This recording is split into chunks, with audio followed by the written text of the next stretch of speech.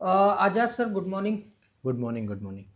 Sir, बहुत सारे बच्चों का प्रश्न है कि सर पढ़ा हुआ याद नहीं रहता और बहुत सारी चीज़ें भूल जाते हैं, तो उसके लिए क्या कहना चाहेंगे? भूल तो मैं भी जाता हूँ। देखिए, भूलना क्या है, एक आप इसको इस रूप में समझिए। ये मनोवैज्ञानिक तौर पे हर छात्र के साथ होता है कि जब वो इतना बड़ा सिलेबस है, इतना बड़ा पाठ्यक्रम है, तो जब वो एक तरफ से पढ़ता जाता है तो उसे लगता है कि मैं चीज़ें भूल रहा हूँ, है ना। मेरा मानना है कि भूलना बहुत ज़रूरी है।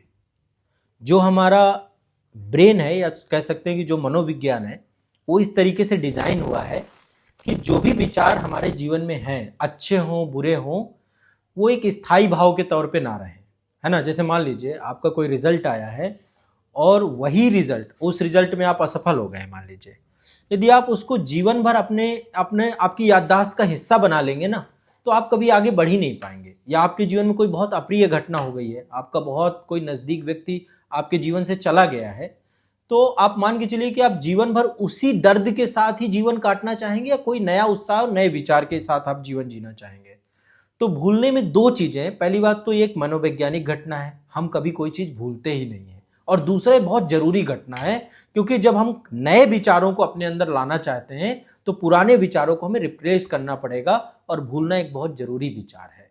बाकी जब भी आपको जरूरत पड़ेगी वो याद आ जाएगा। हाँ, रही बात परीक्षार्थियों के दृष्टिकोण से, तो आपको रिवीजन करना पड़ेगा। आप जितनी बार चीजों को दोहराएंगे, जितनी बार चीजों को याद करेंगे, तो निश्चित तौर पे वो विचार बार बार आपके सामने उभर के आएंगे और आपकी भूलने की बीमारी धीरे धीरे समाप्त हो जाएगी। लेकिन फिर से मैं यही बात कहूंगा कि भूलना बहुत जरूरी है। जब तक आप भूलेंगे नहीं, तो नए विचारों का आपके आगमन नहीं होगा।